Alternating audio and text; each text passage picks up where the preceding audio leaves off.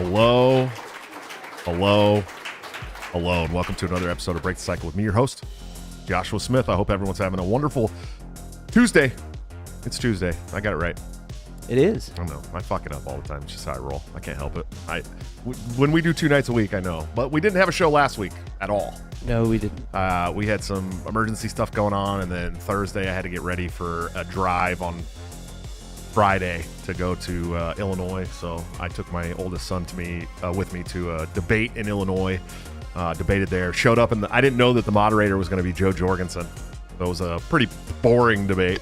There was no like all the debates with Larry and stuff that hosts, we have like these cards so we can throw them out and rebuttal and stuff. There's no rebuttals in this thing. It was like a round table. It was boring. But I love Illinois and I love the people in Illinois. I mean, I don't love Illinois. Let me preface that with Chicago sucks anus, all the asses. But I do love the people that are in the party there. Especially my friend Donnie Henry. I was really excited to see him and his wife and his mom and dad actually too. But it was good. I think we did good in the debate. We did well. They were short 1-minute answers, so I always hate that. You know, I'm a long form guy. I want 3.5 minutes minimum. You know what I mean? To really lay out my vision per question, and you don't get that in some of these debates. It's unfortunate, but you guys can come to my show anytime you want and check it out. And before we go too far into this, guys, go check out toplobster.com, the man, the myth, the legend, my good friend and partner on Break Cycle, where you can get this. It didn't have to be this way. Ron Paul hoodie that you see me wearing tonight by using BTC at checkout for a 10% discount. Or you can join the Patreon, subscribe star, become a member of the YouTube channel under all of my videos by hitting the join link, where you can get into a private Discord server and get up to 30% off of all of his new gear 2 weeks before it goes to general public.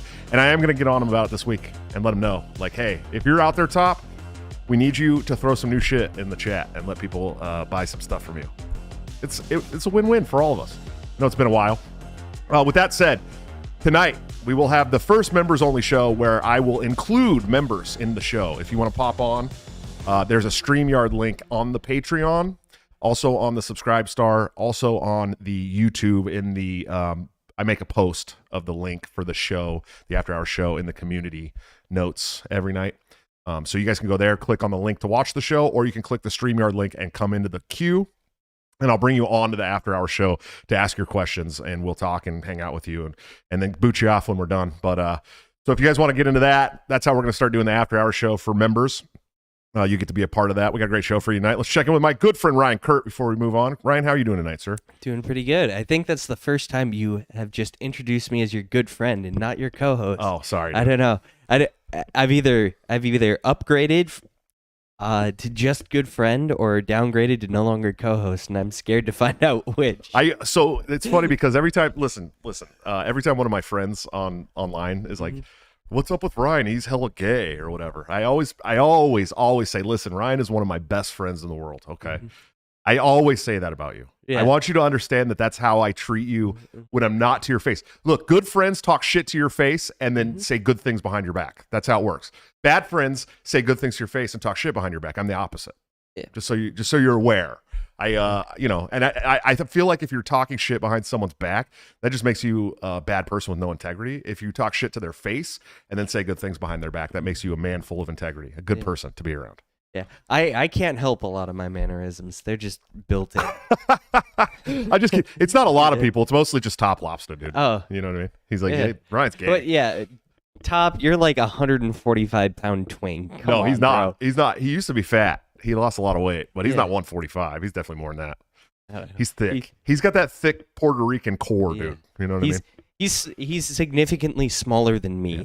Oh, we'll probably have to. We got a whole lot of room to talk. Yeah, I mean, shorter than both of us by far, but he's wider than you for sure. There's no doubt about that at all. Not even close, dude. We do have a lot to talk about. Also, the Stone Toss fake docs is hilarious. I don't know if you guys saw this, but we'll talk about that tonight. First of all, it was a 99 tweet thread. Yeah, I know. I was like, I'm not reading all that. I'm happy for you, or sorry, whichever one. One of it was information about Stone Toss. Then it was like going over all the different comics that Well, then that guy had problems with I it. read like a good portion of it, but not 99 tweets. And halfway through, I realized that like the tweets weren't even about Stone Toss anymore. They were like completely about somebody else. But we'll talk more about that. There's a lot to talk about. We got a great guest for you guys tonight. I'm very excited. I was just on his show recently, and probably the only libertarian presidential candidate he'll have on the show, I'd imagine, because there's not other guys out there like me that are as accepting of some of these things. And the Libertarian Party, there's a very woke factional thing to the Libertarian Party. I guess I'm trying to change that, and I think people understand that. But we got a great guy on the show tonight. He has a great show called Call Me Ignorant, Mr. Stephen Ignoramus. You have so many names on Twitter, man. I can't fucking keep up. I'm heavily censored, so I'm kind of like a nomad, like a shapeshifter, a time traveler. So I know it can get confusing, but my online name is Stephen Ignoramus. Real name Stephen Baker. I was doxxed a couple of years ago, so I'm pretty open about that. I'm a January 6th patriot, America. I was arrested after being inside of the Capitol live streaming, which was insane. But yeah, definitely, you're one of the good libertarians, man. And I can attest to our short conversation off air that Ryan is indeed not gay. Big fan of Top Lobster as well. He's been on the show twice. But I'm really excited to be here, man. Thank you so much for having me on. Yeah, of course, man. Thank you for coming. We are dropping like not a shit ton of frames, but like 3% of frames. Oh. Which is the first time we've done that since we got the internet upgrade. So I'm not sure why. But guess what? Guess what they just put in my neighborhood? Fucking Google Fiber, dude. Oh. So we're finally upgrading from corn internet here in the Midwest, right? To a real fiber internet. So as much as I hate Google, if they give me 5Gs of upload, I'm going to have to take that. You know what I mean? So they get you, man. Yeah, absolutely. Quest Fanning, thanks for the $2 super chat. He said, what's up, Mayo Monkeys? Let's see the spice flow. Brown Water Squid, my homie over there in the southeast region. $2 super chat. He said, what's up, retards? I'll give you guys one of those every once in a while. What's up, retards?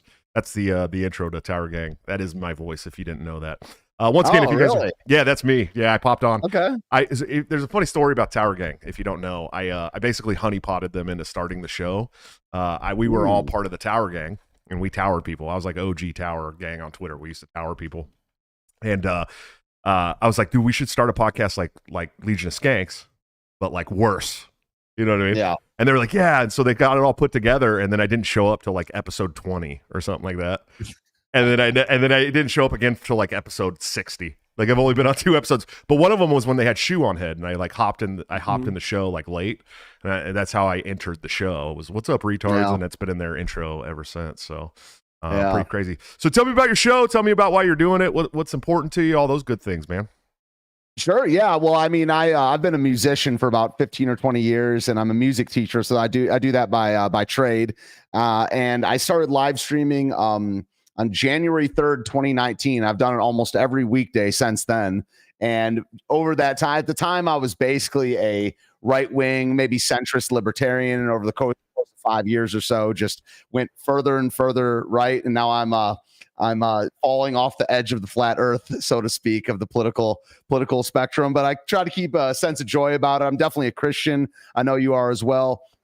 So I try to, I'm not a pastor, obviously, or anything like that. So I try to point people to Christ as much as I can. But now I basically just talk about culture war issues, whether it be, I don't know, race, religion, relationships, rootless cosmopolitans, as I've heard you guys mention. My favorite term twice here on the show. But yeah, there's not really many topics that I won't touch. I mean, we do politics, and I also go to political events. I've been to CPAC a couple times and America Fest, and I've covered rallies. Like I said, January 6th. Some of these, I was at the George Floyd riots in DC in 2020. Oh shit! So I kind of just try to approach things like a kind of on the ground stand up comedian, and kind of get into open dialogue and open discourse about certain things. And like you said, you've been on the show. I like learning about people's story and what they're, how they justify their views and stuff like that. So I basically just do that every day, and I actually like it more than my real job now. I wish I got paid more. Yeah, don't we all? I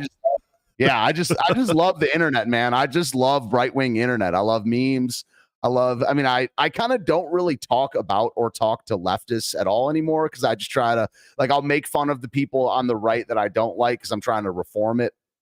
And I don't know, I just am terminally online, so I just love live streaming. So that's I probably left some stuff out, but whatever, man. Yeah, no, I totally get it, dude. And I feel you. I think we all wish we could get paid more to do this like full time. Yeah. There was a time when I was doing this five nights a week. I was streaming 5 Mhm. nights a week, and I worked 12-hour shifts and got 7 kids and all that. And that was the time. I will say that was the time that I made Wow. the most money from the show. But it was hard to do. It was hard to do even just an hour a night, Monday through Friday. But I think that someday we'll get back there. We're definitely growing now. We're doing anywhere from 20 to 70,000 views on Rumble, which is pretty cool. I appreciate that. Appreciate that up kit, dude. That up kick. So that's definitely spinning us off a little bit. But we got a lot to talk about. But before we get into all this, dude, I want to keep talking to you. So you were arrested for January 6th, and you're not the first. Sorry, excuse me. You're not the first January 6th guy that we've that's been arrested that we've had on the show. We did have the podium guy, the lectern guy on the show. Oh. And then we also had a gentleman who was arrested in the Whitmere kidnapping plot and told us all about how that was honeypotted and how they were totally set up and pushed and entrapped into that stuff. But why don't you tell us about your experience at January 6th and how the arrest went and all that stuff? Oh, sure. Yeah. I mean, so at the, 2020 was just the year of me covering events on the ground all the time. Like I said, I did the George Floyd thing. There was about 10 of those in DC. And then I went to this Richmond 2A rally earlier in 2020. And then around the time of the election, I lived in DC at the time. So I covered the election the night of, and then Stop the Steal started. So January 6th, the whole idea that it was like premeditated or whatever is just ridiculous. I mean, maybe parts of it were or whatever, but I mean, to me, it was just the 5th Stop the Steal rally that it was basically the final one because it was the day that Congress was supposed to certify the vote. And I heard about it about 3 days before, and I was kind of in transit at the time. I moved out of DC and was living with my mom for like 2 months while I bought a house in Tennessee. And I start getting wind on Telegram and stuff like that about this big rally that's happening on January 6th. And I go there and I did, like a 9-hour live stream that day. At the time of the breach of the Capitol, I'd been already live for, I think, 5 or 6 hours or something like that. And I don't know. I mean, I've done many videos about the play-by-play, and just to kind of distill it, I'm up on top of these elevated platforms. I mean, first of all, I was on the east side of the Capitol, not the west side. The west side is where all the real stuff went down, where the shooting of Ashley Babbitt, the big pictures, the iconic shots and footage were on the west side. I was on the east side where where Jake Chansley, the QAnon shaman, was. I filmed him a little bit, but basically, that people were grabbing the barricades, those metal barricades. They pulled them out from the cops and they just ran towards the Capitol.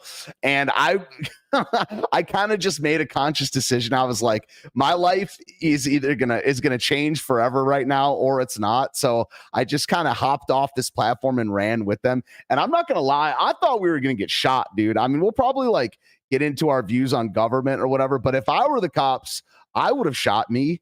I mean, I think rioters kind of should be shot. And not that I was rioting, but it's like I'd seen bricks thrown at cops and all kinds of stuff at the George Floyd riots, and I was like, they should shoot them. And I was like running up there with my phone on my selfie stick, just with a gas mask on because I've been tear gassed before. And I was basically just running up there like, yo, am I gonna get shot? Like, what's going on right now? And so I mean, I was outside the Capitol for like an hour, and then finally we went inside, and people asked me, did they break in? Did we break, whatever. The doors only open from the inside. So we had to have been let in somehow. I wasn't in with the first people going in, but we got in and I stayed inside, I think, for about 45 minutes and just kind of walked around the first room. I was like making racist jokes and stuff like that. I was just like being a comedian basically. And I gave a couple takes or whatever, but it was just surreal. And I knew that we were part of, it was human history. It was world history happening in the moment. So, I knew over the course of the couple hours that my life had changed forever. And finally the cops kind of forced us out. I didn't see anything really crazy because my footage kept the service kept dropping, so I didn't go in very deep. And once I left, I mean, like, you know, it was just over the course of an hour, it went from 30 people watching to 50,000 people watching my stream. And it was being shared on Tucker Carlson, and the media was blowing me up. Like, you know, I was getting multi-streamed on a bunch of different platforms.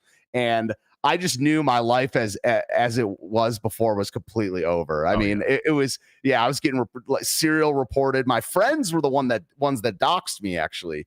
My old friends from DC reported me to the FBI. I got fired from my job 2 days later. It was insane. And then a month later, or I guess the day of Biden's inauguration. So I got back, you know, I'm shell shocked. I just don't even know what to think at this point, man. But you know, the day of Biden's inauguration, I'm streaming, and the FBI shows up at my mom's house that I'm living at, gives her his card, and then 10 days go by. I got a lawyer and stuff like that. 10 days go by, they just show up at my mom's at like 6 a.m. with like 30 FBI agents, and take all my electronics, take some of hers, take me to the U.S. Marshals place. And then over the course of a couple years, finally I got sentenced. I did 3 weekends in jail, and I get off probation pretty soon, actually. But it was life-changing, man. It was, you know, one of the craziest things is like having your life intersect with history. It's like it's kind of the biggest high that you could kind of get. It's just, you know, I'm just this little guy, and then the tidal wave of history, and I'm surfing the wave. So it was absolutely insane. And there's some things I can't say yet that I will say once I get off probation. But I don't know if you have any more questions, but that was kind of the in a nutshell experience, man. No, it's absolutely crazy. And I hold some very serious views about January 6th myself. The people that watch the show know that I think that you guys didn't go quite nearly far enough. I believe that everybody should be arrested, or everybody that's been arrested should be released immediately, and all convictions overturned, even the violent ones, if there were any. I don't believe there was really that many violent protesters. But I actually have been asked this question in debate for the presidential election, and I think that I've probably given the most solid answers on January 6th. So I want to watch it with you and see if you have any feelings about what I said here, if that's okay with you. Yeah, you're gonna play it right now. Cool. Yeah. Let me get it. Let me get it set up here. I'm still new to this old stuff here, so but let me see if I can get my Twitter shared here. Add it. And Twitter account. That's where. We'll see what you guys think about this. See how you feel. Yeah, we are on my Twitter. I think we're almost there. We're almost there. Sorry, I post a lot. It's always further down your timeline than you think it is. Yeah, and I post a lot. I do post a lot. You do. Yeah, that's the foreign policy one. Okay, here we go. Trigger warning, guys. January. Hold on. Okay, let's make sure that it can be seen. Screen here. There we go. Okay, I'll make it big, guys. It's gonna be as good as I can get it. All right, let's see what people think about this, especially you. Mr. Smith, please, same question. Trigger warning, guys. January 6th. Worse than 9/11. Worse than Pearl Harbor.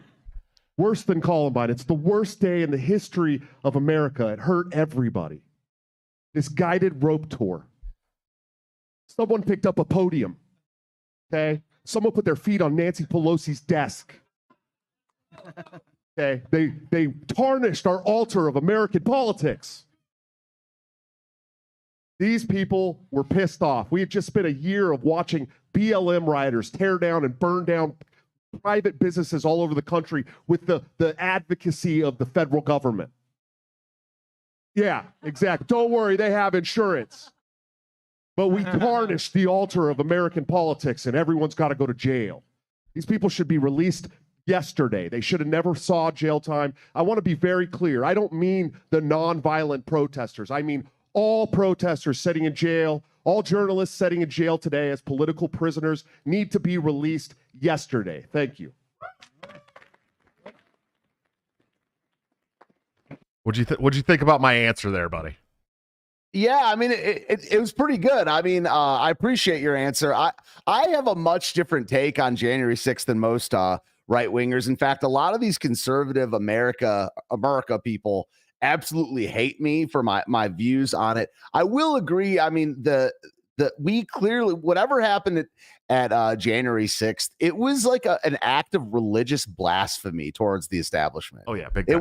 It wasn't just, to me, there's no comparison, not criticizing you for this, but there's no comparison between the leftist ones and January 6th, because it was totally a religious thing to them. That is their temple, that is their sacred temple, and it was like a religious defilement to them, and they were always going to go after the people that did that because of the blasphemy aspect of it.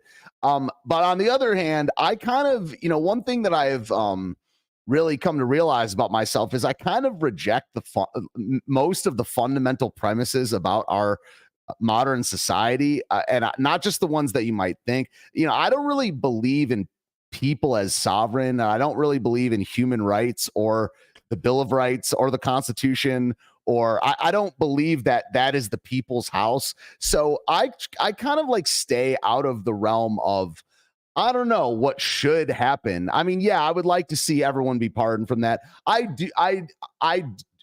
do think that if someone just basically just beat up someone, whether it be I don't care that they're cops. I care that they're people. If they just assaulted a person without being provoked, that they should get in trouble.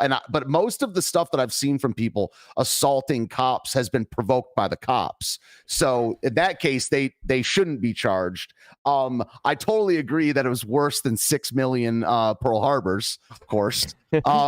And I don't know. 6 million seems a little high. Seems a bit high. Sounds really high. It's an unbelievable number. Yeah, but if you really look at the Red Cross numbers about January 6th, it was something more like 250,000. Shit.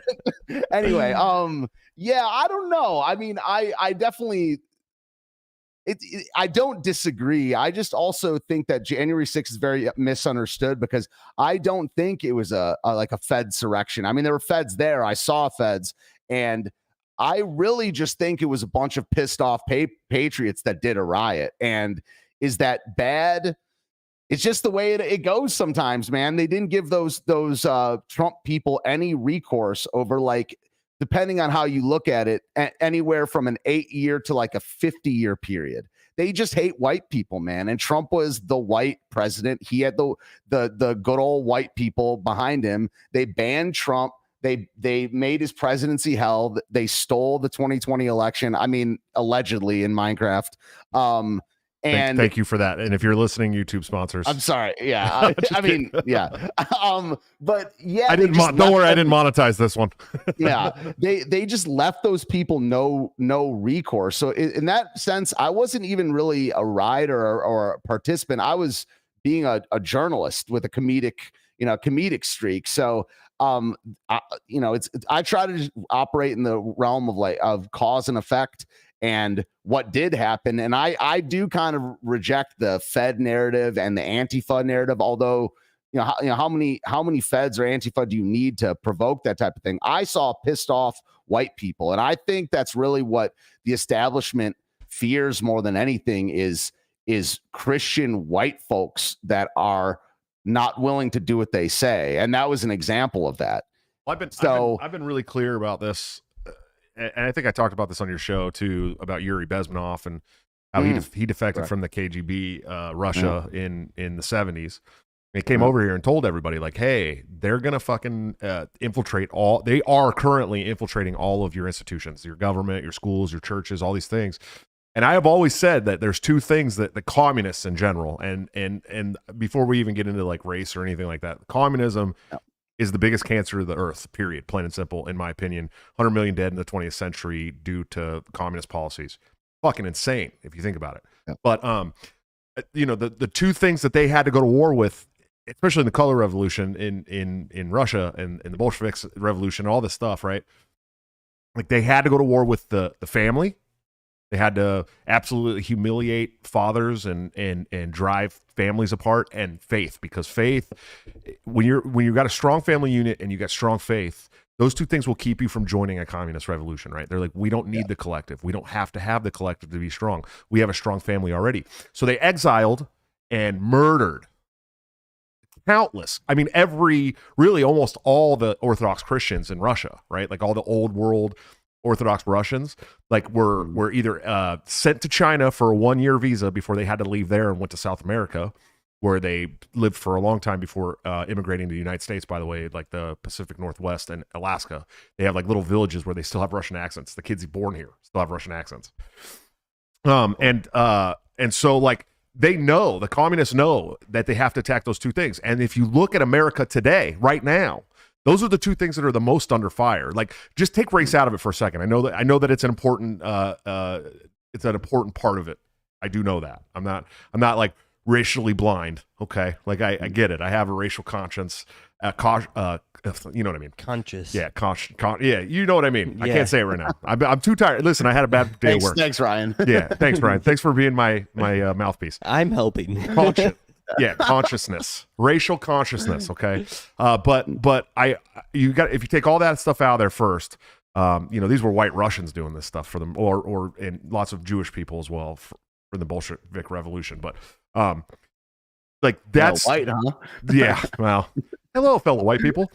So like this is what they do, and they're doing it right now in the United States. You can literally watch this happen, like in real time. You can see that between, 1971. I talk about this in my campaign all the time, right? The Title 4D was signed into law of the Social Security Act by President Gerald Ford, that literally mandated basically and subsidizes states separating families. Literally, they give $1 for every 88 cents spent on these child programs, in these family law programs. Every 88 cents a state pays or spends on those programs, the federal government gives them $1. And since then, we went from 1 in 60 children living in a fatherless home to 1 in 4 children living in a fatherless home. Like, it was absolutely done on purpose, by design, 100%, made entirely to separate families and make everybody weak and make society weak and make men more effeminate.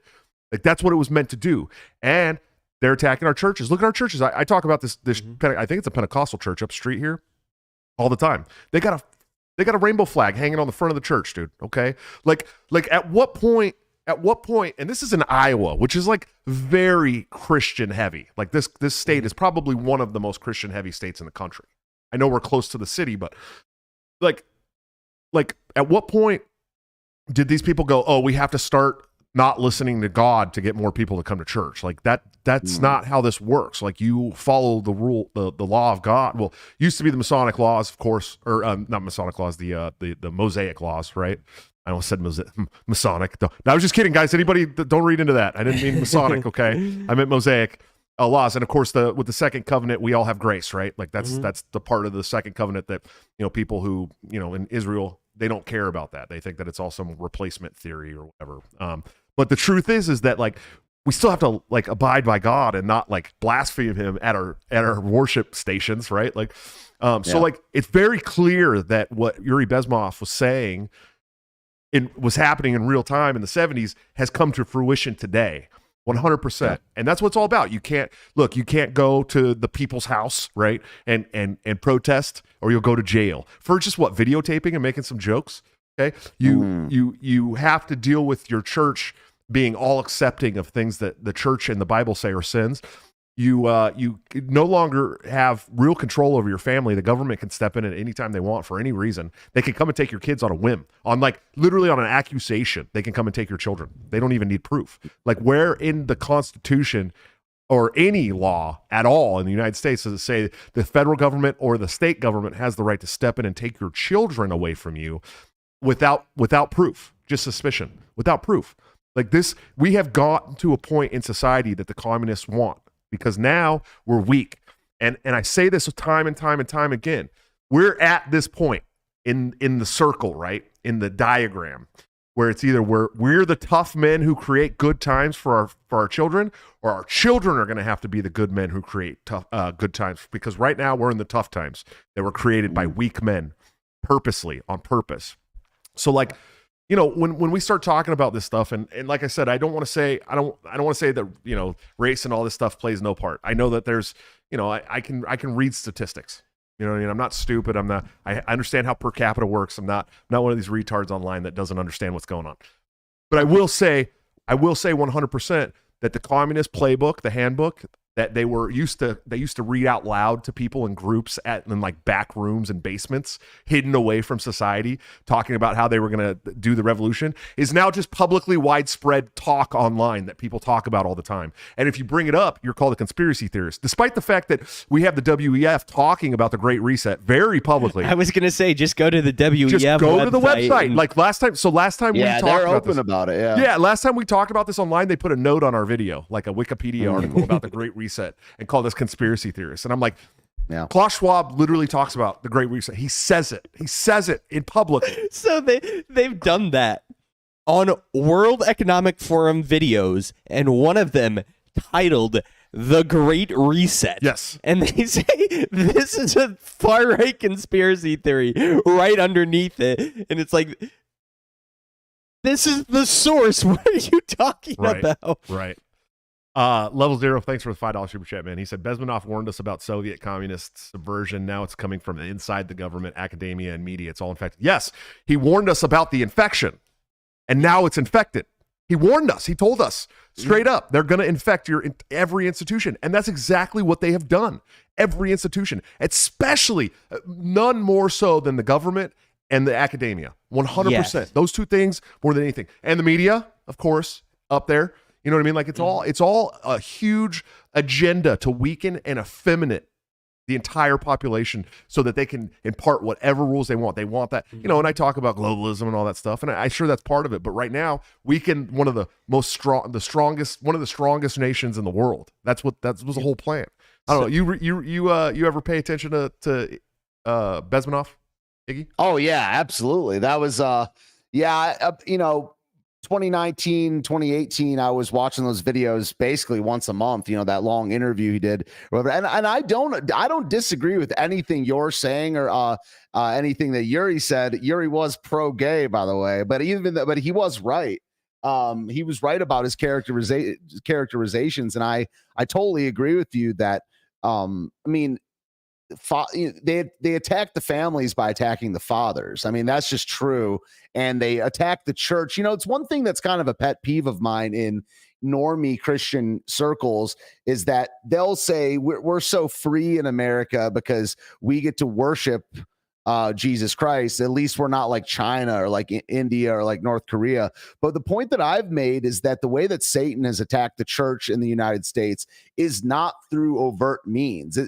Satan is probably happy that they don't go door to door persecuting Christians in America. The way that Satan is doing is through infiltrating the churches with immoral values. And basically there's a handful of Bible verses that just get absolutely bastardized and used by Satan, by the enemies of God, to try to subvert the church. And I've heard speakers talk about this before, where we have foregone the 10 commandments for the 11th commandment, which is thou shalt be nice, and the 12th commandment being thou shalt not judge, neither of which are even in the Bible. I mean, there's verses about judging, but we are commanded to judge righteously. I mean, we are not commanded to condemn people to hell. Not that we could, but we're commanded to call balls and strikes with spiritual discernment and through with the word of God. So I totally agree with that's two of the biggest angles, is coming after the family, coming after the church. And the reason I brought up the race thing is not because it's the most important thing to me. I think it's one of the most important things to them. My identity is found in Christ. I'm definitely a white identitarian. I did shave my head specifically for this show. That's a joke. But yeah, I mean, I think they do fear white people. And when I say they, I mean, I know that I really don't want to get you guys like canceled or whatever, but I think that the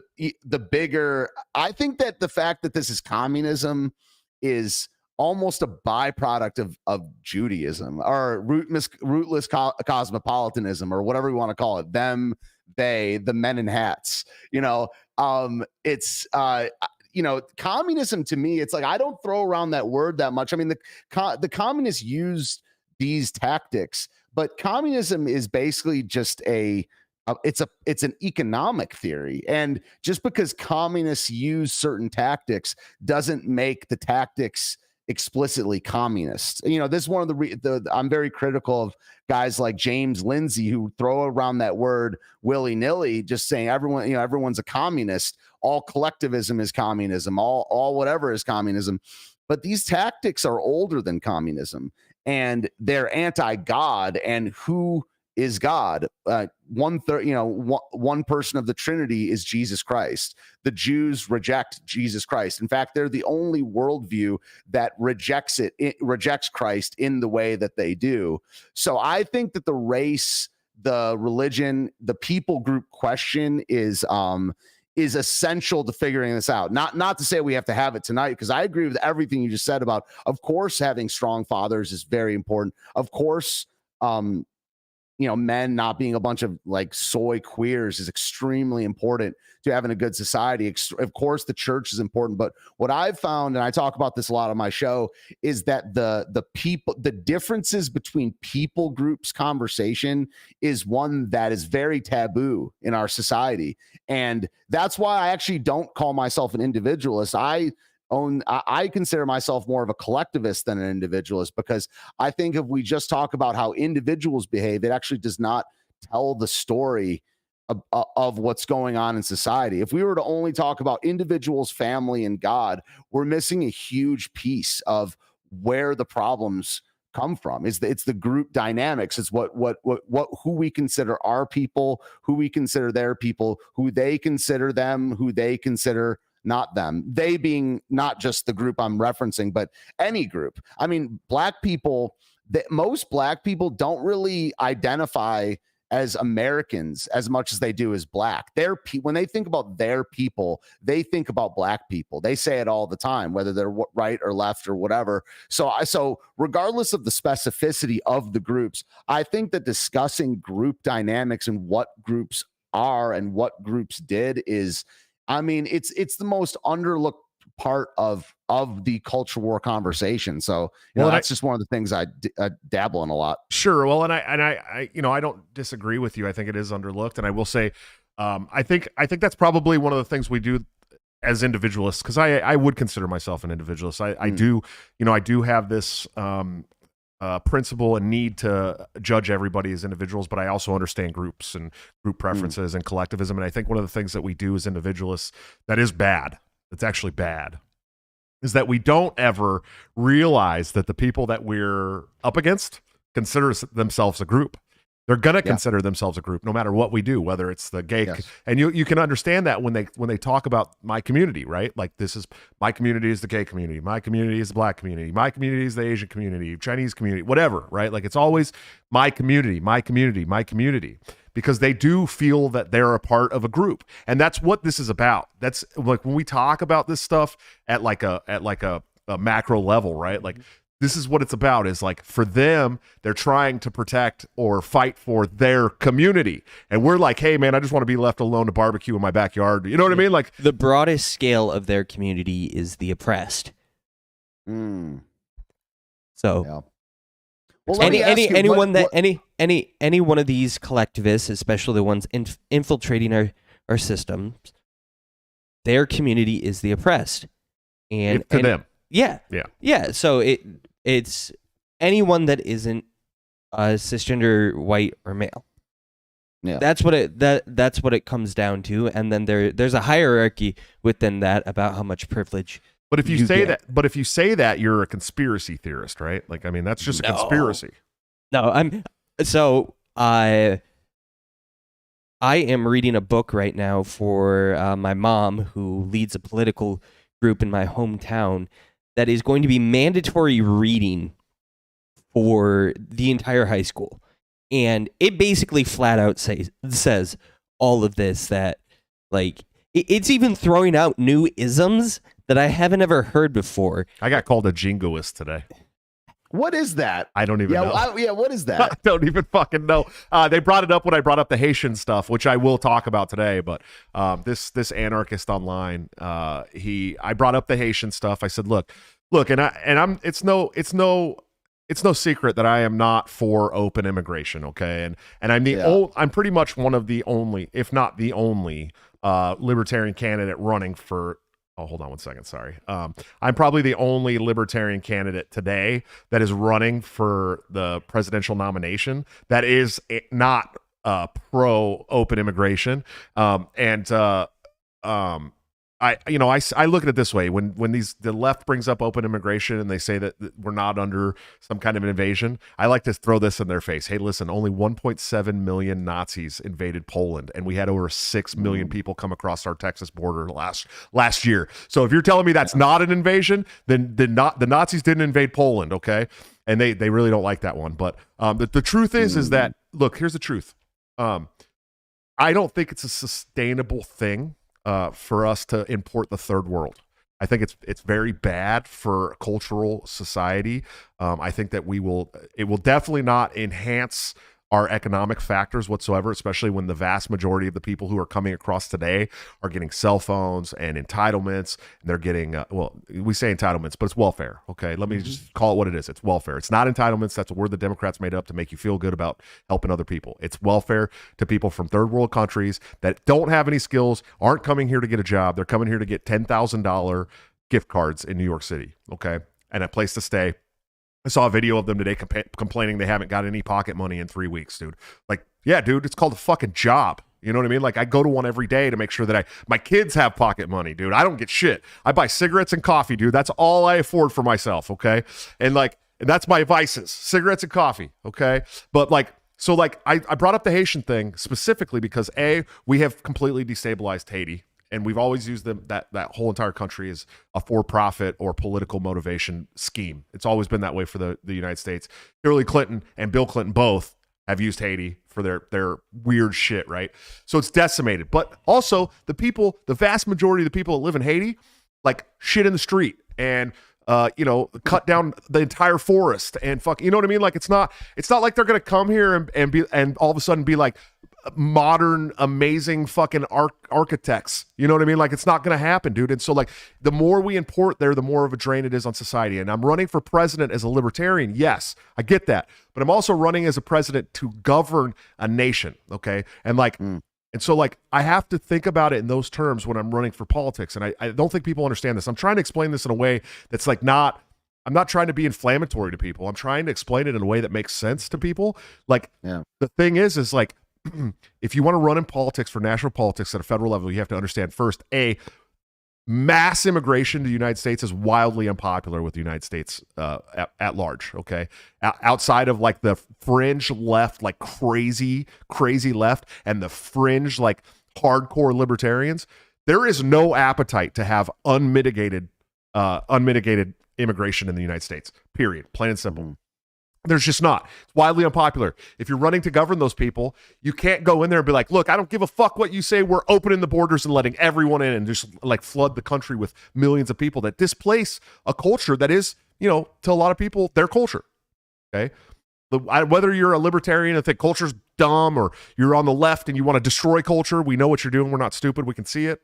The thing is you have to understand that the vast majority of the people in this country don't want that. And it's going to be detrimental. It's going to be detrimental to your children as far as economies go. It's going to be detrimental for jobs. It's going to be a huge drain on society.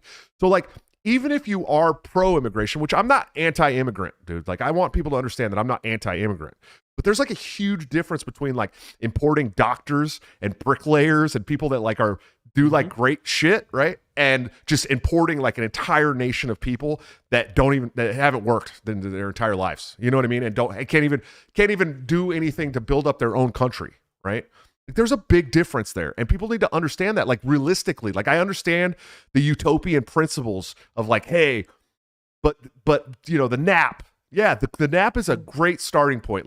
We should start out at a starting point of not aggressing on people who aren't aggressing on us. That's a really good starting point. But we have to live in reality too. And when it comes to reality, you live in a nation that has a culture, that has borders, that has a government, and you haven't gotten rid of it. And people are on welfare and these whatever they call them entitlement programs, and now they're importing people over. So there's steps here. 1, import the third world, right? 2, give them all the entitlements. 3, let them vote. 4, the Democrats never lose again. That's what they want. And so, like, if you bring up the great replacement, people are like, oh, you're a white nationalist. I'm like, no, this really happened. You can see it right now. It's happening right now. In your country, right now, it's happening. It's not a white nationalist talking point. There's people that are born in America that aren't white, dude. You know what I mean? Like, it's a culture thing, not just a race thing to me. But I want people to understand that, like, this is a very real fear for a vast majority of Americans. And it's not some white nationalist talking point. It's not some loony, crazy view to think like we should probably vet people from the third world that are coming over here, especially all these countries that our fucking horrendous foreign policy has decimated and made them hate us, right? Like the people that hate us today are the grandkids of the people we bombed like 30 years ago, right? Like we really need to think about this, and there needs to be some kind of vetting process. But I brought up jingoist is an extreme nationalist. LOL, not you. Yeah, I just looked that up too. Yeah, it's not you. Yeah. That was my buddy MVW said that, who's also a big fan of yours, by the way. Thanks for a $2 super chat. I got this argument once with this leftist on the phone on a radio station once, like a long time ago. Like, why would you ever make that phone call? And I got in this argument. I said nationalism isn't inherently bad, right? Like somebody got really fucking mad at me for saying this. So my grandma's a nationalist, dude. You know what I mean? Like my sweet little old grandmother wears American flag shirts and shit and like loves her country. Like that's a fucking nationalist, dude. Somebody who like has a national identity and believes in the culture of their nation and like loves their nation is a fucking nationalist. That's how that works, dude. It's not like every nationalist that you know is some like Warhammer dude with Nazi fucking tattoos on the side of his head, throwing up the Sig Heil and like saying we must deport everyone. Like that's not, the nationalism could be like a little old grandma that believes there should be some borders. And like that's the vast majority of people in the United States. So like if you're running on a platform of like getting rid of their culture entirely, they're probably never going to vote for you, and you're certainly not ever going to have the power to roll back any of this government shit that you hate. You know what I mean? And so like, I don't know. I think it's important to talk about if that makes me a jingoist because I think that I don't want like cannibal gangs like roaming the streets of America, then fuck you. I'm a jingoist. I don't care. You know what I mean? Like I learned this from Jeff Deist from the Mises Institute. I don't know if you guys know who Jeff Deist is. I'm sure most people who watch me know this. Sure. So Jeff Deist was the president of the Mises Institute. He just stepped down for some other job and they got a great new president. But I had him on the show once and I said, what do you say to the people who say that you're not a libertarian because you have this view and et cetera, et cetera? And he goes, fine, then I'm not a fucking libertarian. Who cares? Like, who cares about these stupid fucking labels that everybody brings up all the time? Like, does it have any power over your life if they tell you you're not a libertarian? I was like, well, no, not really. No, it doesn't bother me one bit. You know what I mean? Like, I don't give a shit. It absolutely has no effect on me when people are like, you're not a pure libertarian. Okay, cool. I don't care. I think babies shouldn't be killed either in the womb. You know what I mean? I also believe that these doctors that perform these child sex transition surgeries and the mental health care professionals that push them towards these and medicines should be put in prison under the same laws as the federal sex trafficking laws. Like I believe that 100%. And if you think that's at minimum, right? Yeah, that's the moderate position. Okay, that's how I feel about the COVID regime, right? Like the moderate position for me is we empty out fucking Guantanamo and that's their new home. Like that's the moderate position for me. That's not the like extremist position for me. That's the moderate position. And so like if that makes me not a libertarian, despite the fact that I fought the national security state, I fought the COVID regime, I've been anti-war, I mean, longer than anybody that I'm running against, really, except for maybe Art Olivier. Like, if those things don't make me a libertarian, but my need to protect innocent lives and vulnerable children, like my need for those things, and to like have some kind of like national cultural culture and identity. Like, okay, then I'm not a libertarian. I don't give a fuck. I'm still going to run as a libertarian. What are you going to do to stop me? You got to come vote against me. That's it. You know what I mean? That's all. That's your only power in your democracy that you cherish so much is voting against me. So go vote against me. I don't care. I'm still going to run, and I'm going to call myself a libertarian. And I don't care what you say to me. I don't know. How do you feel about that, Stephen? You know what the thing is I only have one reason that I think you're not a libertarian is that you're a cool person. I have a wife and kids. Yeah, like I mean that's the only thing. But yeah, I mean I totally agree with the labeling thing. It's just I label things and label people because I believe in them. I concede that it is just a word and labels are there for ease of language. And so we don't have to spend 5 minutes just the definition of this, the definition of that, blah blah blah. It's just a label, and I think that when people get too caught up in that, it's just kind of lazy, and they kind of miss they miss the point of discussing things in the first place. And I mean, the most of the takes about the border to me are kind of insane. I mean, I personally think legal immigration is worse than illegal immigration because it tricks people into thinking that it's okay. I mean, I want both ended. I want zero immigration for basically 50 or 60 years. It's a huge problem, and I think they should be treated as invaders at the border. With force. They should be told to turn away, and if they don't, then they should be treated as a war combatant. That's all I'll kind of say about it. But I mean, the vast majority of discourse out. Well, yeah, right. Exactly. More like Call of Duty. But anyway, most of the political discourse out is, by the way, I don't know if this is an on-air thing, but do you have to say in Minecraft if you're advocating it from the government? Because what I'm saying is like pass a law and the government should do it. Like it seems like the vigilant, like you have to say it with like the wood chipper argument when you're just advocating for a guy to do it. But I'm advocating for the long arm of the law. I don't know if that's. I mean, when it comes down to it, the long arm of the law is just a guy doing it. Yeah, at the end of the day, it's just another guy. Yeah, I don't agree with that. I think government's ordained by God. I think that's the difference between government and not. The Bible says it. Yeah, the Bible. Yeah. Well, so there's okay. Listen, there may be some disagreement here, but I do agree with that statement to an extent. To an extent. That sentiment specifically in the Bible is also comes with some caveats, right? Like as long as that government is acting in the name of God, right? Like so like governments. No. Oh yeah, no. I'm gonna find the verse. Damn it. Romans 13. Not Romans. 1 Peter 4. Deuteronomy, Exodus. It's all governments. All governments are ordained by God, even if they oppose God. I'm gonna look it up. You remember the verse? I know the verse. No, I know Romans I haven't 13. read. Like I haven't read. I'm very familiar with Romans 13. I know that one. What book are you talking about? I'm trying to remember. I'm trying to remember right now. It's been a while since I read it. I had this conversation the other day with a Lyft driver, if you can imagine that. But I just find it a little hard to believe that any organization ordained by God would do the horrible things that our government and many of other governments ones ordained by God in the Bible have done way worse. I mean, no, it's they not that haven't. I'm saying. Sure, they have. Every king, read the book of 1st and 2nd Kings. The amount of people that governments have killed did not exist in 1st and 2nd Kings. In the last 100 years, the amount of people that government have killed was more than the entire population of the earth in 1st and 2nd Kings. It was not possible for them to be as horrible. I'm not. Well, are you saying that quantity of people is the only determiner of horrible? It certainly contributes. That certainly helps. I don't think so at all.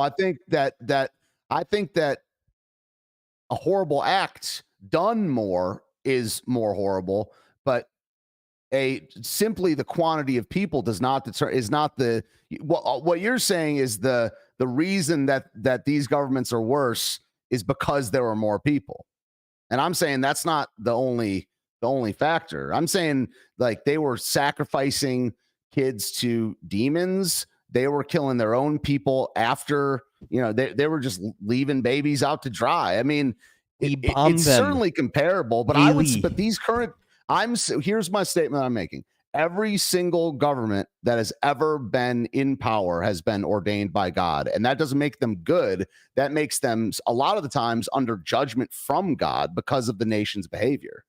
So it to me, it's like, is your father your father?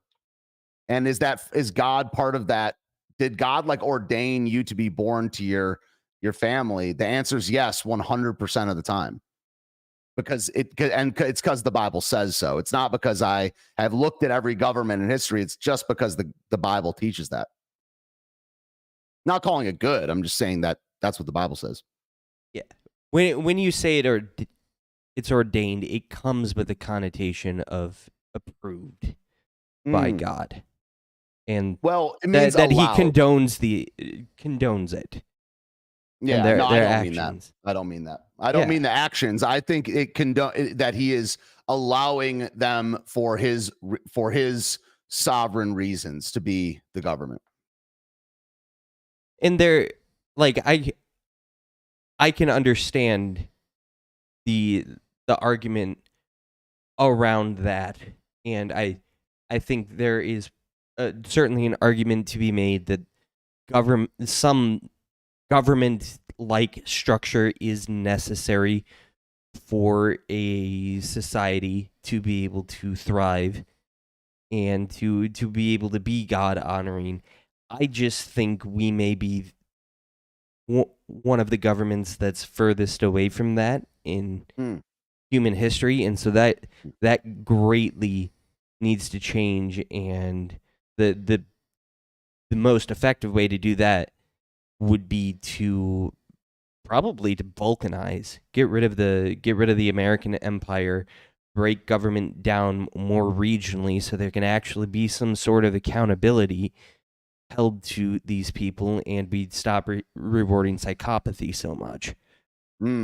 Yeah. I mean, I think that is one of the there's like a limited number of valid arguments that can be made about what to do about this situation. Clearly, this is a big problem. It's like what's going to happen with the American empire with the current regime. And when I say current regime, I kind of mean going back to either FDR or Lincoln. This current structure and balkanization. I don't agree with that take, but I don't think it's what's it called? I think at least it's an argument. Some people make the argument of it's going fine and it needs to stay the way it is. That is ridiculous. I will just totally dismiss that. Balkanization, decentralization. I think I can make a balkanization argument that you'll really like. So America is kind of 8 or 9 regional identities in total. If we balkanize, we could kind of organize ourselves around those regional identities, because it's you're a nationalist, and it's hard to have for an empire to have a long-standing national tradition and shared values when their regional identities are so disparate. And so you could have much stronger identities and cultural identities if you balkanized, because the people that would be trying to have a say in what can go on in your society would only be people of kind of a similar cultural makeup, and that's going to lead to a lot less friction and a lot less vying for tyranny. Yeah, I mean, look, the balkanization, that take, like you just said, I do like that take. My whole thing about what's going to happen with the politics is just what I think is going to happen, not what I want to. I think we're in a zero-sum game right now, that it's going to be won by essentially left-wing fascists or right-wing fascists. And I would like it to be the right-wing fascists. Anything other than that, I just don't think is going to happen. If it got, I could give you, probably not now because I haven't thought it through, but I could give you 10 or 20 things that if it came closer to these things happening, I would switch my prediction or what I'm kind of working towards to be decentralization. I just think that the geography and the demographics, and when I say demographics, I don't mean just skin color or whatever, or just race. I mean that there's actually no blue, and I mean culturally, there's no blue states. There's just blue cities, and there's no red cities. So it's like a rural versus urban deal, and I just don't see that situation, whether it be a civil war or balkanization. I don't see it actually happening just at all.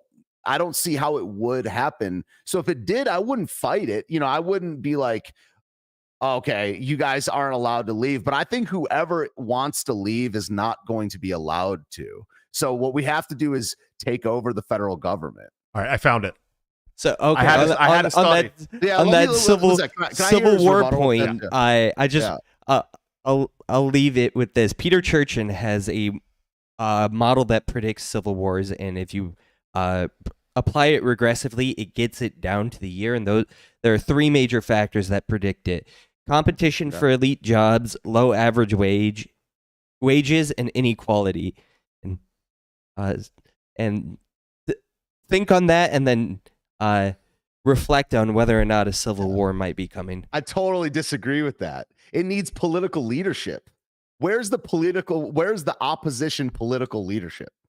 Like, where's the Jefferson Davis or insert those three factors? I'm ready to fucking lead. Let's go, dude. I'm sure he's smarter than me, but those might be like correlations, but as far as the necessary factors, those aren't even necessary factors. You need people that are willing to throw down. America doesn't have them. It needs political leadership from the opposition. Do you know America who the people doesn't have them. Willing to throw down traditionally are? It's sexless young men. Good. Way more sexless. About yes, incels. 36 years old. Yeah, young men. About 30% of our young men are incels. Yeah. Most revolutions, if you're hitting like 19%, it practically guarantees it. Well, interesting. I'll be streaming during it. I'm more of an XL because I'm good at it. I'll be fucking memeing. So yeah. So hit me with that Bible verse, man. Okay, so what'd you find? So I read. There's a little explanation here too, and I always go to this little study guide to study the Bible with them. But so yes, we are subject to ourselves to subject ourselves to the government. Hold on. So it's Acts 5:27 through 29.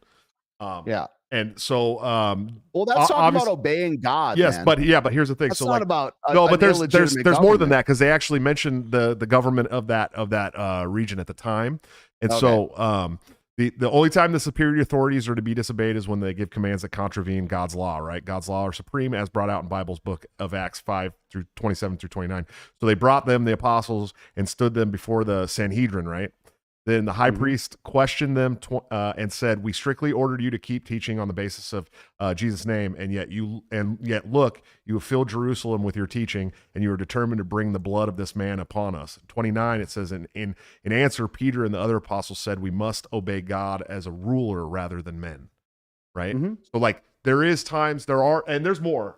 I can look them up. I just don't want to sit here and study the Bible the whole show, because I will. Don't give me. I would too. Yeah, but there I are love this stuff. Yeah, but there are multiple times where God's law, it rules supreme over the human rulers, and so I so agree like with that. so I like agree there with is that. times like if we have like a godless heathen fucking government, like I can't in good consciousness with my Christian principles follow along with that government. Like I can't just sit there and let them govern without any of God's principles. Like I just can't do it. Okay, right? so the And I'm not a libertarian Christian nationalist. I want to make that very clear, right?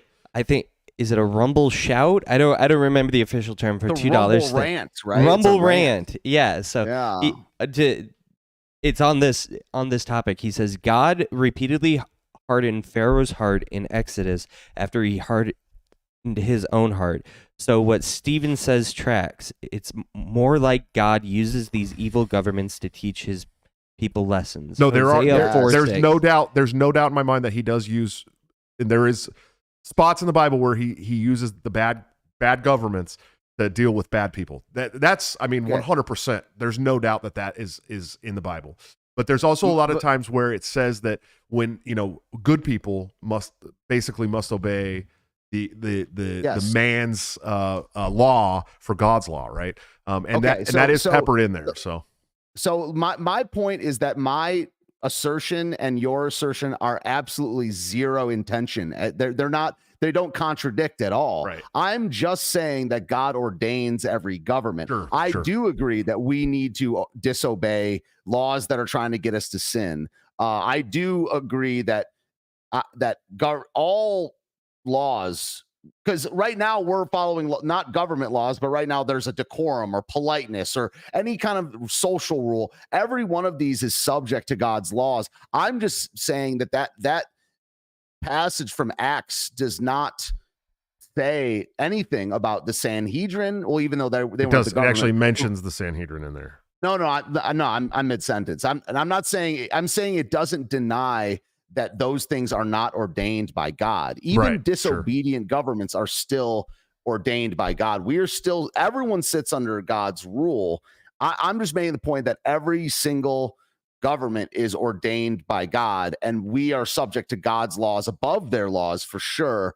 But there's not too many times that a government, if you really think about it, there's not too many times that even a wicked government is asking the individual to sin. They are sinning, but they are not asking us, making us sin very often, to be honest.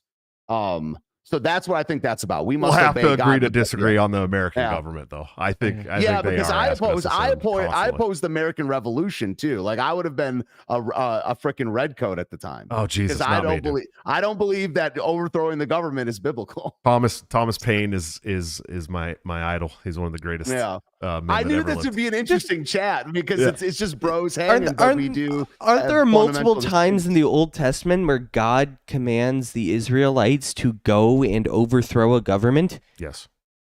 If God commands it, then it must be done. But that's not what the American Revolution was. So how do you know God didn't command the American Revolution? He sent a 6'2" retard with a Because powdered of wig the and fucking Giga Chad. dude. The Could Giga you Chad imagine from the Lord? one of my favorite jokes? Like I love Samsung 2.0. No, I it's absolutely hilarious, yeah. I absolutely love Shane Gillis. He's one of my favorite comedians, probably the best comedian right now. Mhm. But his take on George Washington crossing the Delaware, he's like, could you just imagine, like at the time the British people were like not over 5'4", right, 5'6", maybe somewhere in there, and they're on the other side celebrating Christmas, and the river's frozen. They're like, listen, no American's gonna come across the river to fuck us up, right? And he's like, and then there's just like this 6'2" like retard with like horse teeth and a powdered wig on a boat in the middle of the frozen Delaware, like, ahoy! And this came over there and just killed all the British. Exactly, dude. Yeah. Anyways, okay. It's a good debate though, man. I appreciate it. Oh, I agree, and I'm friendly about it. And none of us, I don't think any of us know every single thing about the Bible, and we never will. You know what I mean? Well, no matter how much we read. The it, only other unfortunately. time I've heard that ordained argument, it was used basically to say you cannot even criticize the government because everything they do is blessed by God. Yeah, that's retarded. Yeah. that's pretty retarded. Okay. RFK News? asked RFK? yeah, we're doing news. RFK asks Aaron Rodgers to be his running mate. What do you think, dude? I think White Aaron excellence. Rodgers will only agree if he can bring Randall Cobb and Alan Lazard along with him. Jesus. Yeah, dude. No shit, huh? Okay, I'll do it, but Randall Cobb's got to be on the cabinet, dude. You know what I mean? Yeah. Yeah, absolutely. Absolutely, no doubt. What do you think, Steven? You think Aaron Rodgers should run with RFK? Yeah, that'd be interesting. I do love that that anti-jabby stabby has gone mainstream because I've been opposed to that stuff way before it was cool. So I mean, RFK and Aaron Rodgers are totally, it's like the COVID ticket. Right. So I like that there's a space for that. I think that Aaron Rodgers might want to give RFK speeches for him. Like, hi guys, I'm like running for it's cool. I think it's good. I love the entertainment, man. I love that. So, it's just another meme, just another celebrity in there. What's his name? Aaron Rodgers is total white excellence. He's a good crap talker. Yeah, dude, So, he's the best. People don't know this about me, but Aaron Rodgers I'm a Dallas Cowboys fan. Okay, I do like football. I don't care what anybody says. I've played football until I was like 33 years old. It was literally my last season of football in my 30s. Oh, okay. holy crap! It's like my fucking life. I've loved football since I was a very little kid. It's my mom's fault. She used to make bean dip and watch Cowboys games and Niners games. Big Niners fan. But anyways, so I'm a Cowboys fan, so fucking hate the Packers because the Packers have just had our number for a decade, and a lot of that was Aaron Rodgers. But the fucked up part is I'm a Cal fan, like Cal Berkeley. That's where I'm from, the Bay Area, right? Like born and raised, and like I've been a Cal fan my whole life. And Aaron Rodgers was like our best quarterback in the last like 3 decades, and his running back was Marshawn Lynch, so like I had to watch one of my favorite college quarterbacks go on to just absolutely destroy my team in the playoffs every time they played him going forward. And then this year I thought, oh, well, Aaron's gone. We don't got to worry about the Packers this year. And then the Packers still fucking beat us. Anyways. Yeah. And so, I think that'd be pretty crazy. There was a time I was talking to a gentleman about having Woody Harrelson be my running mate. Legitimately, like actually, honestly talking about that. Like for real? Like for real. Yeah, absolutely. Dang, and there's sweet. He's it's just not sitting out of there, the realm we of must double tap the COVID regime. It's still not completely out of the realm of possibility, to be honest with you as well. So, but Woody is a very anarchist, by the way. But he is a member of the Libertarian Party. Also, Fred Durst is a Libertarian Party member, if you can believe that. And Dollar Store Fred Durst might be your and Dollar Store Fred Durst might be my running mate. Don't say that about my friend. I thought it was Pred Durst. Fred you ever see that? Jesus, no, I have not. You ever see where he responded to Clint's tweet? No, really? Dude, okay, like a year ago, like Clint did that stream with Thaddeus Russell and Eliza Thaddeus. Blue, yeah, right? And they're like, there was a clip that got cut out of context of Big Clint like agreeing with Thaddeus, and he was like, someone was like, "What's Dollar Store Fred Durst?" And they tagged Fred Durst in the tweet, and Fred Durst responded. Oh Jesus! This is like a real interaction. And Clint's been on my show like 4 times. He's a great guy. It was so modern internet. Fred Durst is like, get this creep in my name out of your mouth or something like that. But Jeez, someone called Clint Fred Durst. Oh Jesus, dude! Funny thing, I've only had one famous person ever message me on Twitter, and it was fucking Seth Rogen. I don't know if you guys are aware of this. Yeah, so there was a time there was this Jewish rabbi from Kentucky that was like going at us because we were anti-Semitic for posting during the COVID regime. We, when we were talking about the Vax passport, and we put the Star of David on the signs, on the fucking Vax passport signs in New York, and we posted it on Twitter. And I think the Libertarian Party of Kentucky actually posted that, which was pretty savage. Yeah.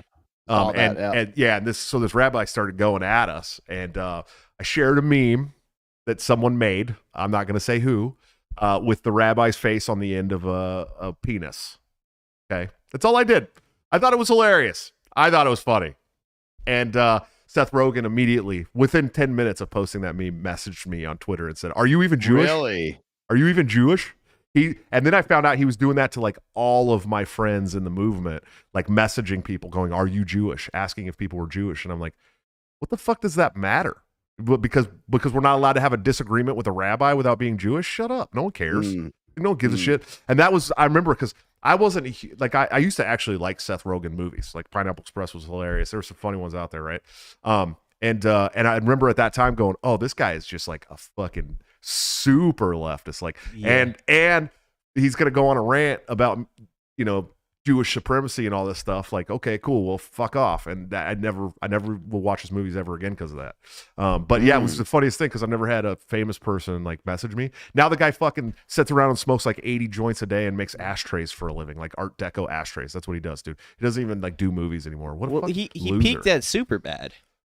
No, he peaked after that. A little bit after that for sure. Pineapple Express was after that. Yeah, but then he made a cartoon about fucking talking hot dogs. You know what I mean? I like Sausage Party more than Pineapple Express. Sure Pineapple Express is about just like sitting around smoking weed. It's it's whatever. Ronwell Nagalis, thanks for the $5 super chat. Nice meeting you, Josh, and your son in Elmhurst, Illinois. Say hi to your son for me. Thanks for answering my questions along with the others on Israel Gaza stuff. Absolutely, man. was a pleasure to meet you as well. Thanks for hanging out with us and being excited to see me and taking pictures with me. And he took a picture with my son too, because Adric went up there with me. So Nice. what was the other news that we had? Oh, listen, okay, India, okay, the street shitters. They now have the capability to fire multiple warheads on one missile, multiple nuclear warheads with one missile. This is a new capability for them. They now join, I think, only 5 other countries or 4 other countries that have this capability, including us, Russia, China, Japan.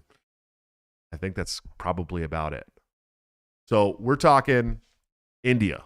Yes. India, the place where, I mean, if you've seen pictures, you know what's going on. There's a lot of people digging around and poop and very stuff. pleasant place.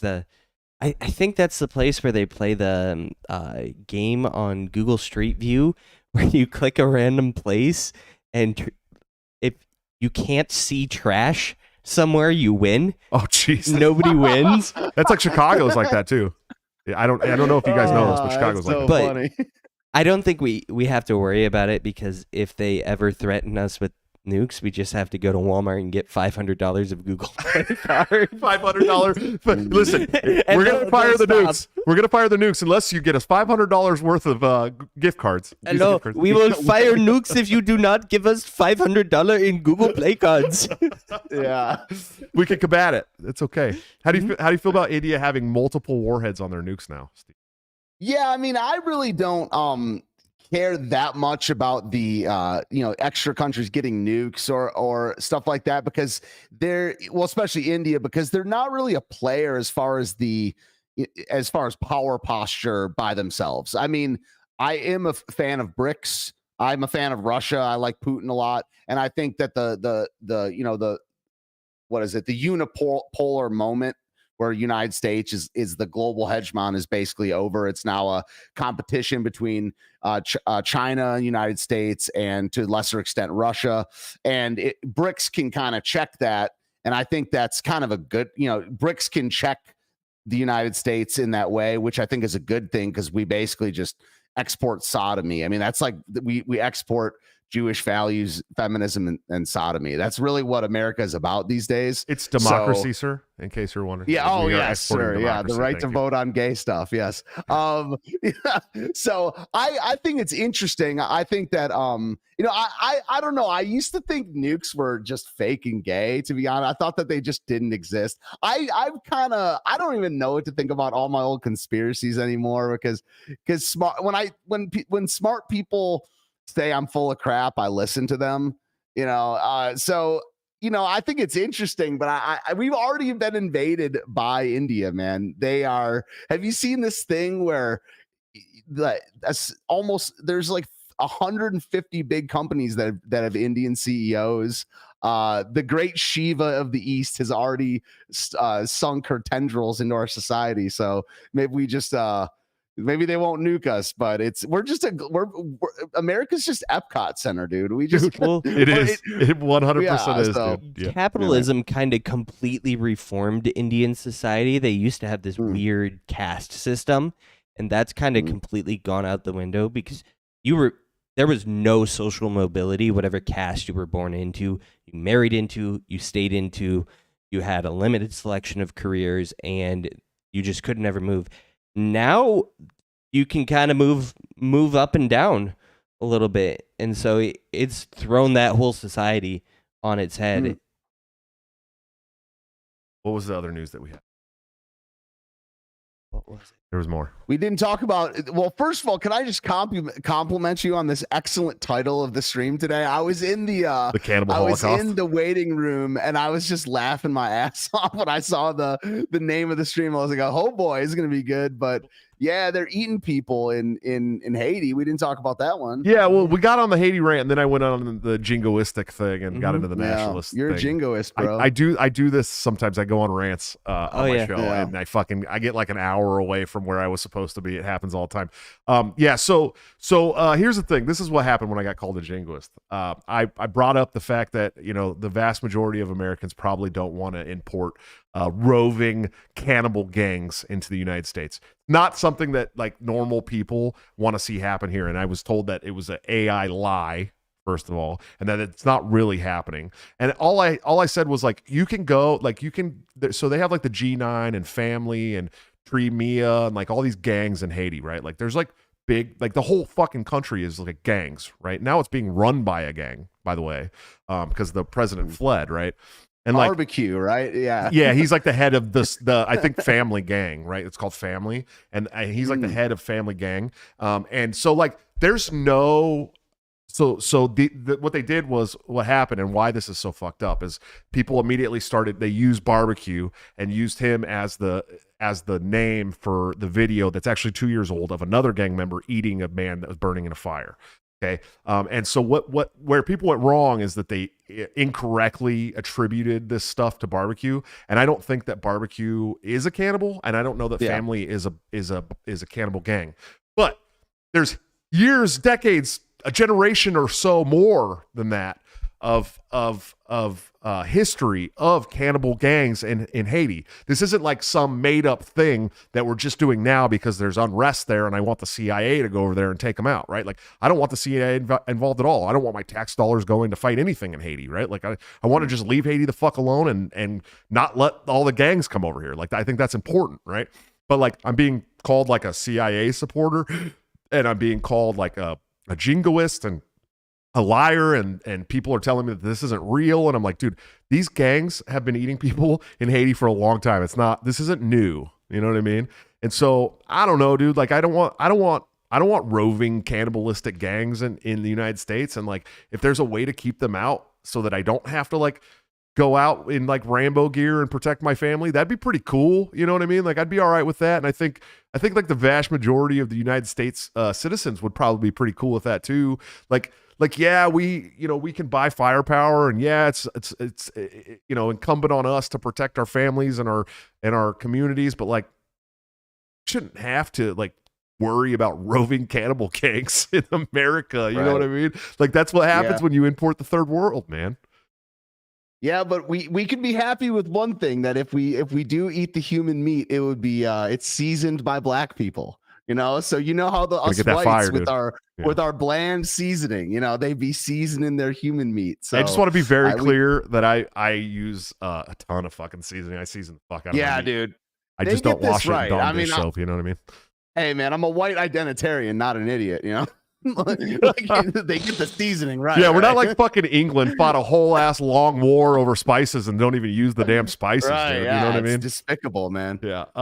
Thanks for $2 super chat, Quest. He said, "Don't nuke me, bro. I won't." I think I missed one of your super chats earlier too about Swab has the most awesome outfit since 30s Hugo Boss. Damn, dude. Level 0 member for 29 months. Cannibal gangs wouldn't have a very good time in Iowa. No, they wouldn't. First of all, our population is kind of small, or 1.7 million people in the whole country or the whole state. And a lot of us, a lot of people here, first of all, are very armed, like very armed. And then the rest have farmer strength. Yeah, like farmer strength. I would venture to say that of all the states that I've visited, it's in the top 5 as far as the people I've met and how armed they are here, dude. Like this, people have like whole fucking basements full of firepower in the middle of the country. Don't come here. And also, it gets really fucking cold here. And I don't think people understand that either. Like we had a -40 day this winter, like -40. Listen, I'm from California. I promise you guys in California, you don't know what that feels like. It hurts fucking bad. So, I don't know. What do you think about cannibal gangs, buddy? Ryan? I would like it if they stayed there. for sure. I mean, but dude, this is what happens when you worship demons for hundreds of years. I mean, Haiti is one of the biggest voodoo witchcraft places in the world. The people there came from Africa. Many places in Africa are at the top of the worshiping demons thing. It doesn't really surprise me that they engage in that. But I saw that one thing that was hilarious about, and you're right, the video was not the current regime. It wasn't barbecue, but people were trying to explain it away and say, "Oh no, that's just the video from 2 years ago of cannibal gangs." Like, there was cannibal gangs 2 years ago, and you think they're not there now? You fucking idiot. Exactly. So what changed to make them no longer there? Yeah, nothing. Nothing has changed. Nothing has improved in Haiti. It's gotten worse. Did you hear that I didn't watch it, but I guess there was some video of a guy eating another guy's Yes, I saw the video. genitalia? I don't even Yeah, want to I talk didn't about see it. that. I saw Yeah. there's a That's just video. called gay Definitely talk porn. about it. No, there's a video out there now. I think it was like a year and a half old or something too, Yeah. with the guy biting another guy's thing off that's laying in the middle of the Yeah, it street. has the Yeah. wah wah pedal with the guitar in the Yeah, background. Like, dude, yeah. Quest also said, let's see, is it true that 1,488 people were arrested for January 6th? Mm, I don't Yes. know. Yeah. great number, yeah. And MBW Wednesday. threw another $2 super chat. He says Steven is a Djangoist, a Django Unchainedist. Very true. I actually never saw that movie. I don't even know. Is Django the slaver? Is Django one of the Django slave- is a guy who comes in pretending he's like a black dude that like comes in and pretends to be like cool with the white slave owners and then like kills a bunch of them. Oh, It's and really kills all it's of really them, a woke ass movie. That Yeah. would So not like have It's a the opposite revenge opposite of me. fantasy. Yeah, gotcha. Yeah, it was one of those cultural I'm gonna beat you with a baseball bat movies. You know what I mean? So, Yeah. But it's funny because It was the Joker movie for black people. yeah, it was a Joker movie for black people. That's exactly what it The was. Joker for blacks. Okay, Yeah, gotcha. but All right. it was like a social commentary movie. But the funny thing is that he makes all kinds of movies that are actually like pretty based too. I don't know if you guys are aware. So, but anyways, all right. Was there any more news that we had before we get out of here? I couldn't. There was I something else. know there's one other thing we wanted Yeah, it to was talk the about. puberty blockers. Oh, in puberty England. blockers. was. Yes, Europe fucking beat us on this issue, dude. England, Yeah. specifically. England, yes. England has outlawed puberty blockers, saying they are unsafe and cause permanent damage to children. They banned them for children under the age of 18, Yeah. except for in medical necessary cases. Yeah. I would guess. I would guess what they're defining as medically necessary is precocious puberty. The only other use case for them, because the argument all the leftists make for puberty blockers is that they're medically necessary. Right. So What do you think about that, Stephen? I know you're happy about it. I'm sure you want Yeah, everything. like You want I said, everything man, illegal. We should have never left. This is my justification for being opposed. I'm just kidding. Yeah, no, I love it. I think that this should be banned. I think anyone involved in this should be either life in prison or Minecraft type deal that we've already talked about. So I am a bit ashamed. It that doesn't England feel like beat us. yeah, that's that. But I mean, whatever makes it work, is what makes it work. I would love to get to a place where we can all just admit that there's never been a trans person in history. It just is fake. So whatever gets us like closer to there, I'm on board with. But yeah, I mean, everyone in those countries is implicitly gay, so I'm a little bit ashamed of that. I'm a little ashamed they got there first, you know. Yeah, dude, I talk a lot of shit when a British person on Twitter tries to like drag me. I'm like, my only response you need is, dude, you're British. Like I honestly don't give a British. shit. Yeah, Yeah, like, that's all I have. yes. That's all I have to say. And I have Yes. friends that are British, and like you know what I mean. Like I got friends that watch the show that are British. And I want you guys to understand that like we should probably like import you over here and get you the fuck away from that terrible like monarchy. Yeah. But I will say I go back and forth on the monarchy issue. I think a benevolent monarch would sometimes be better than the democracy we have in the United States, only because the king's easier to take out. You know what I mean? Yes. Accountability. Much more Yes. accountability. Yes. I absolutely. unironically agree with that. That's one of the main reasons. Yeah, absolutely. Yeah. Guys, before we are at about an hour and a half, and we're gonna do the after hour show. So before we get going and get everybody's links up and stuff, new thing for you guys that are members of the show tonight. So if you're a member of the show, or if you want to become a member of the show, all you have to do is hit the join link under our YouTube video, or hit the Patreon or subscribe star. It's patreon.com/breakthecyclejs or subscribestar.com/breakthecyclejs. Those two things will take you to where you can become a member. I mean, the cheapest one's like $1.99 or $2 a month or whatever. And we are now going to start bringing you guys on the show.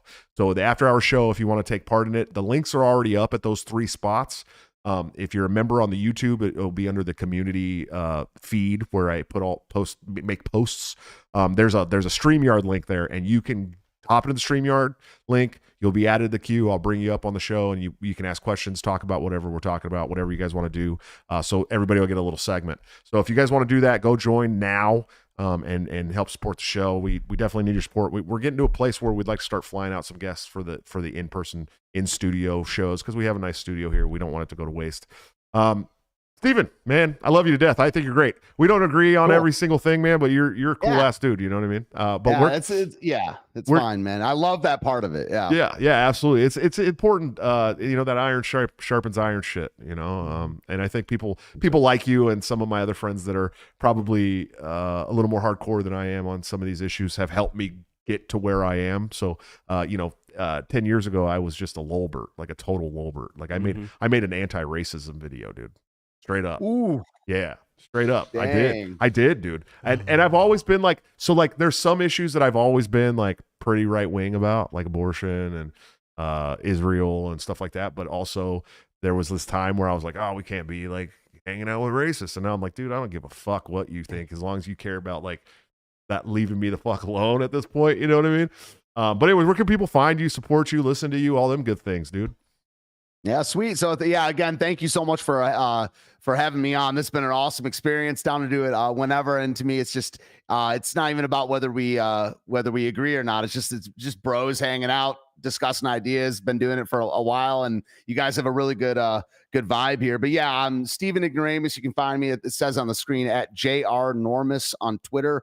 I stream every weekday at 10 a.m. Eastern time on Twitter, Rumble, YouTube, a couple other places, but mainly the Rumble. The Rumble is Ignoramus on Rumble. But if you go over to my Liberty Links, which is all my contact info, it's libertylinks.io/Ignoramus. You can find all the different spots. But we talk about all kinds of issues on my show. Also, just do a lot of music and just have discussion about politically incorrect topics and stuff that you used to be able to talk about 20 or 30 years ago, and now you just can't anywhere. So you're not going to agree with everything I say, but who really cares? It's just a good time. And I don't know, 10 a.m. Eastern time weekdays. And dude, thank you so much for having me on. Yeah, of course, man. And you guys stick around, because Steven, you're going to join the after hour show for a little bit, right? You're good with that? Oh yeah. Nice, I'm here dude. for as long as you want. The long haul. That's the good thing about long form streamers, dude. They're always down to go as long as you want. I love that shit. So if you guys want to come hang out in the after hours with us, and Steven will be there, you guys can do that. All you got to do is join the Patreon, subscribe, start, become a member of the YouTube channel. You'll find those links. You can pop in and ask Steven questions. You can ask me questions. You can talk about whatever topics we're talking about. I think we'll come up with some good topics here after we're in the show. Probably we're a little more spicy in the after hour show, if you can believe that. So, but anyways, I love you guys to death. I will see you on Thursday. We're going to have Aaron Day on, who's also a presidential candidate running for the Republican Party. His entire thing is against the central bank digital currency. And he's got a lot to say on that. I think it's going to be a really great fucking show. I'm looking forward to having him on. So definitely check us out on Thursday. We'll see you in the after hour show. Until then, don't forget to break the cycle.